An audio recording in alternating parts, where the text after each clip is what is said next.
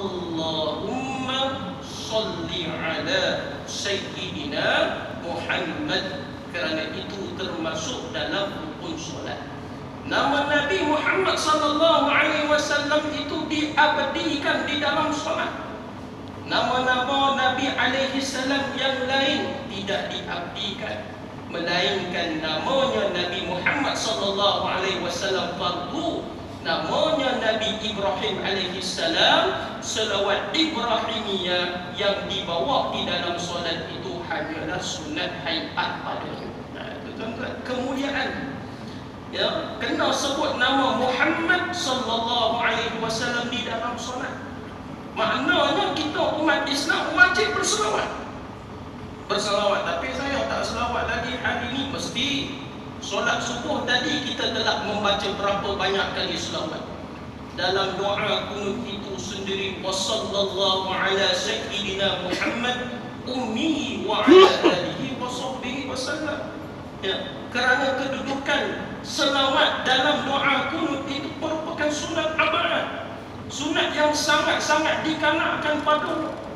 Malah ada di kalangan-kalangan kita yang mengamalkan selawat. Ada selawat Ibrahimiyah, selawat Tafrijiyah, selawat Syifa, selawat Jibril, pelbagai rangkaian-rangkaian selawat. Dan setiap selawat ini Nabi sallallahu alaihi wasallam sangat-sangatlah menuntut padanya.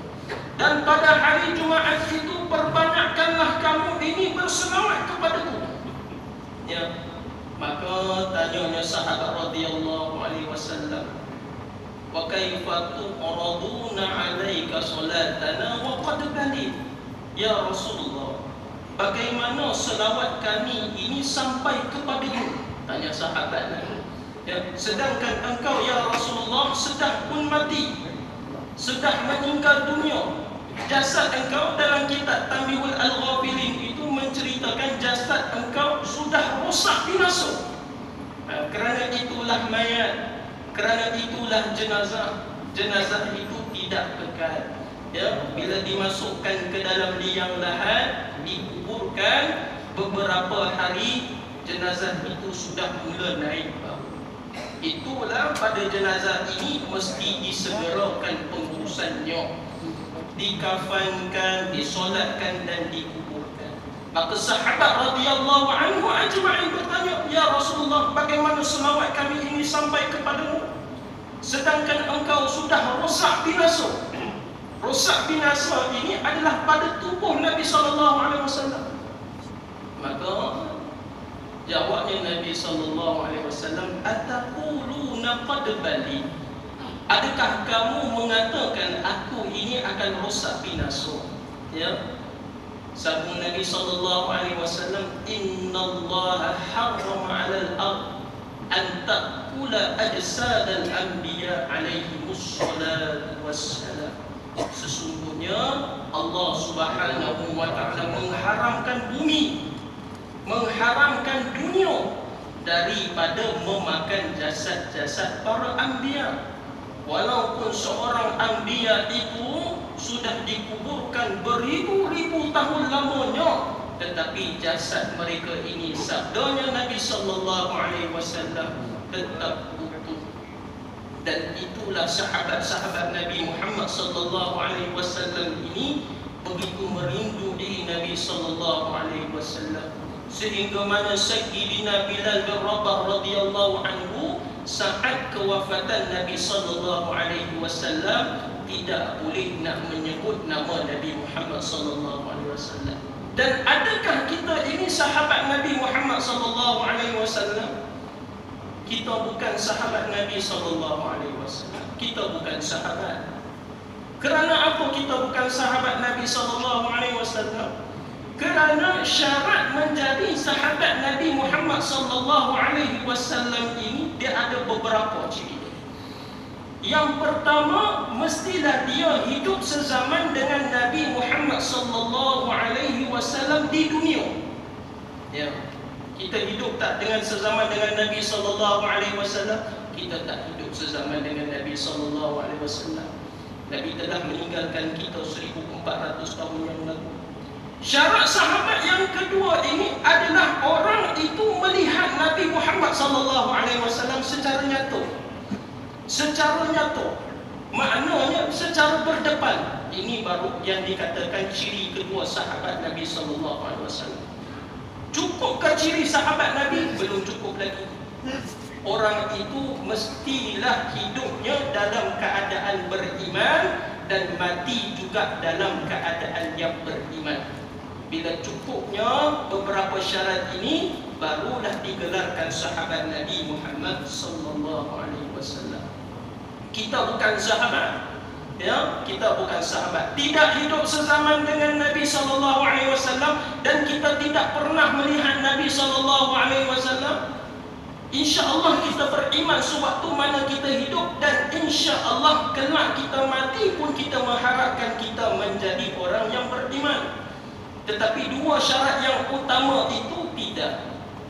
Kerana ada orang yang hidup sezaman dengan Nabi Muhammad SAW, hidup sezaman dengan Nabi, beriman dengan Nabi SAW, mati pun dalam keadaan beriman, tetapi tidak pernah bertemu dengan Nabi Muhammad SAW.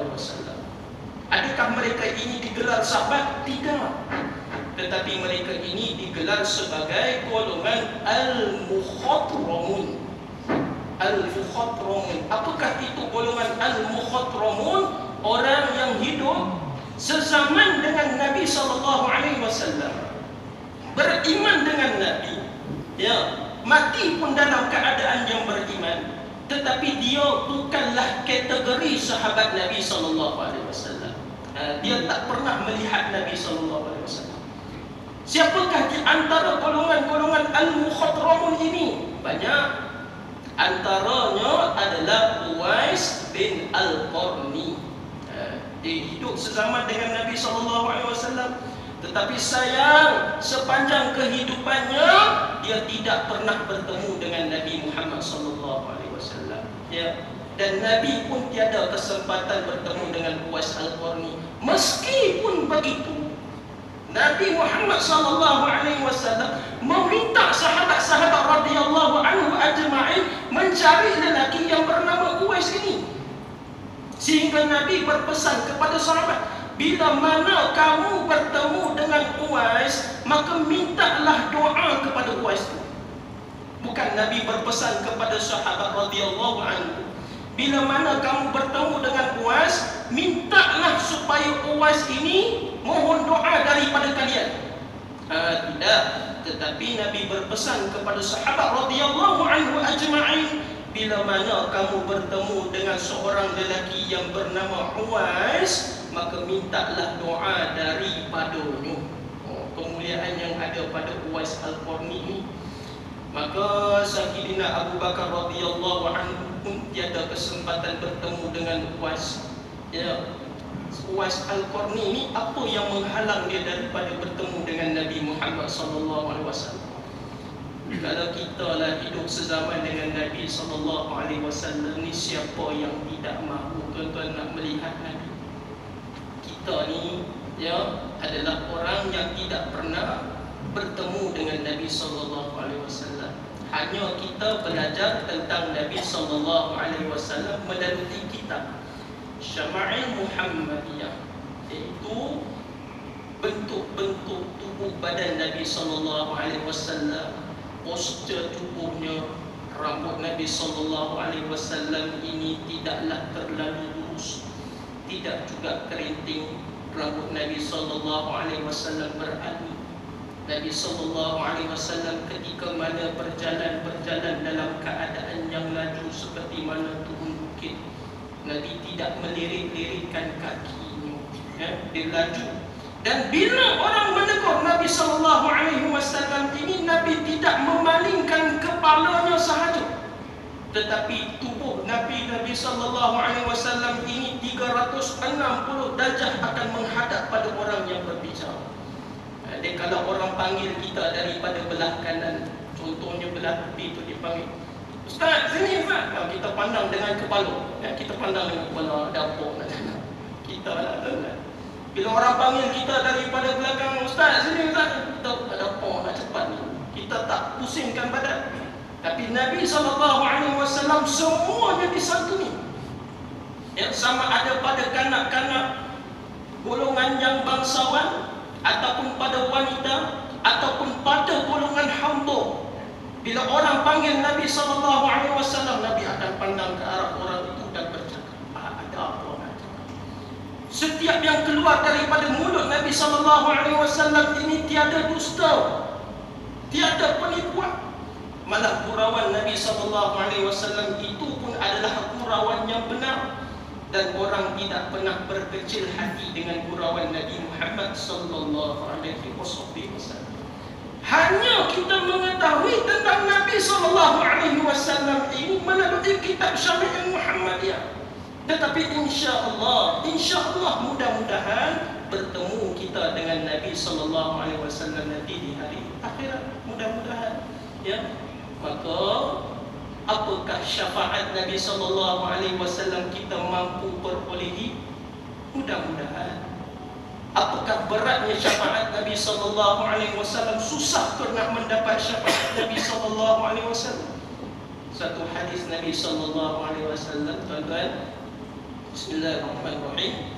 Man qama hina yasma'un nida, Allahumma rabba hazihi ad-da'wati at-tammati was-salati al-qa'imah, ati Muhammadan al-wasilata wal-fadilah, wa ba'athu maqaman mahmudan alladhi wa'adta, halal lahu syafa'ati yaumil qiyamah.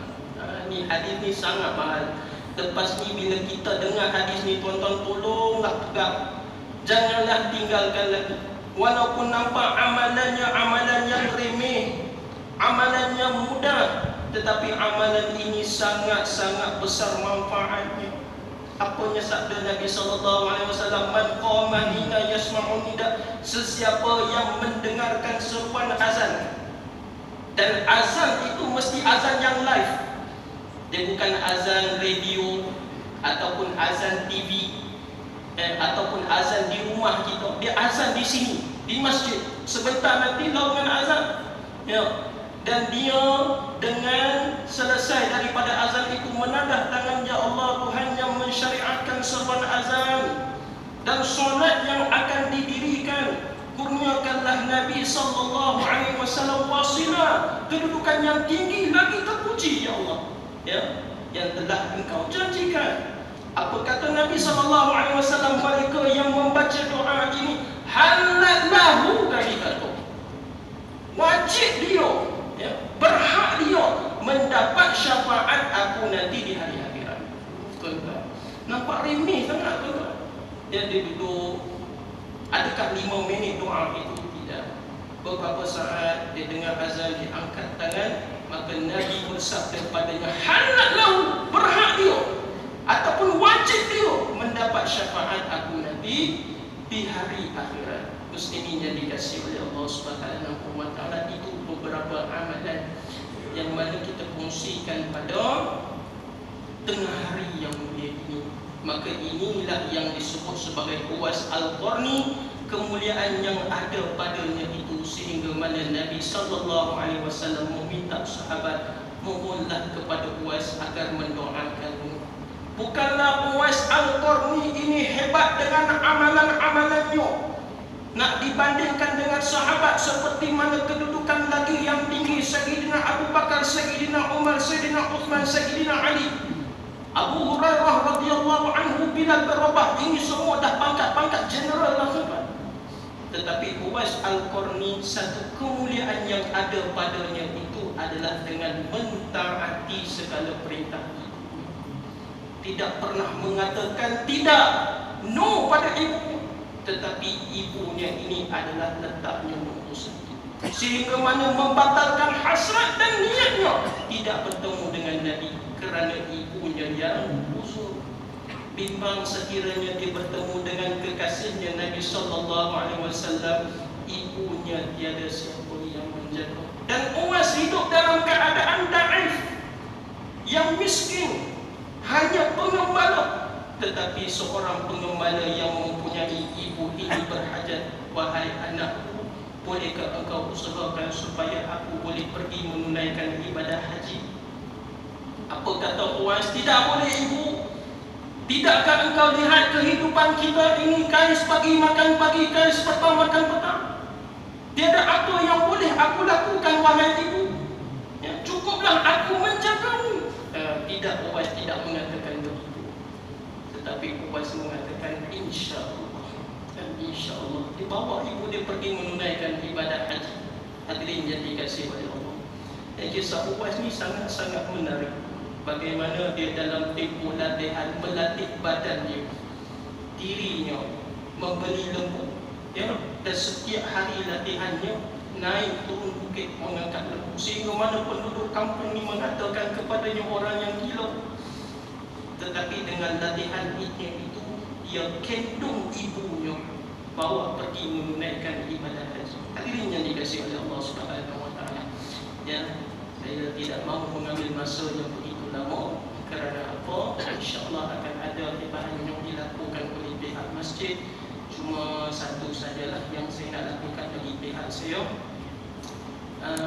Di Madrasah Tafiz An-Nuriyah di Jalan Taman Putra berdekatan dengan Masjid Ubudiyah kita ini, satu madrasah yang sedang diusahakan oleh saya sendiri sebagai mudir. Hadirin yang dikasihi oleh Allah Subhanahu wa taala, ya, yang mana kami membuka kelas Sabtu dan Ahad pengajian awam kepada kanak-kanak lelaki dan perempuan. Anak-anak kita yang baru nak belajar mengaji Iqra ataupun Al-Quran boleh dihantarkan pada Madrasah Tafiz, duduk bersama dengan anak-anak Tafiz. Kini Alhamdulillah pelajar yang kami miliki ada dalam 26 orang. Ya, kami not based on charity. Kami bukanlah satu Tafiz yang berdiri atas sumbangan orang, tidak. Alhamdulillah ibu-ibu dan ayah-ayah yang menghantarkan anak semuanya terbaik. Anak-anak pun yang dapat pada kami adalah anak-anak yang terbaik dan sebagainya. Cuma hebahan yang saya nak lakukan ini adalah kepada orang-orang awam yang mahu menghantarkan anak mereka mengaji Iqra ataupun Al-Quran, sama ada lelaki dan perempuan, terbuka pada Sabtu dan Ahad. Bagaimana pula dengan yuran dan sebagainya? Terpulang tuan-tuan. Nak bagi-bagi, tak nak bagi pun tak ada masalah, tak ada pasal. Yang pentingnya kita jadi seronok, kerana pada kawasan kita ni, yang di kawasan Ampang ada satu madrasah Tafiz, bukan hanya fokus kepada anak Tafiz semata-mata, tapi kita nak buka kelas untuk orang awam supaya mereka dapat, anak-anak mereka belajar bersama-sama dengan anak-anak Tafiz dan sebagainya. InsyaAllah sarapan kami sediakan, selesai solat duha, insyaAllah mereka boleh pulang. Kelas daripada pukul 8 pagi sampailah pukul 10 pagi, 2 jam saja setiap hari, insyaAllah hari Sabtu dan Ahad. Ataupun sekiranya ada anak tuan-tuan dan puan-puan pada belah petang tiada melakukan apa-apa aktiviti yang nak hantar mengaji pada tempat kami pun, kami alu-alukan, ya, kami alu-alukan, tiada bayaran yang dikenakan. Datang saja daripada anak kita, buang masanya dengan gadget, dengan telefon, dengan kawan-kawan, boleh hantar untuk mereka belajar mengaji secara asas. Itu sajalah. Aku qauli hadza wa astaghfirullahalazim li wa lakum. Assalamualaikum warahmatullahi wabarakatuh.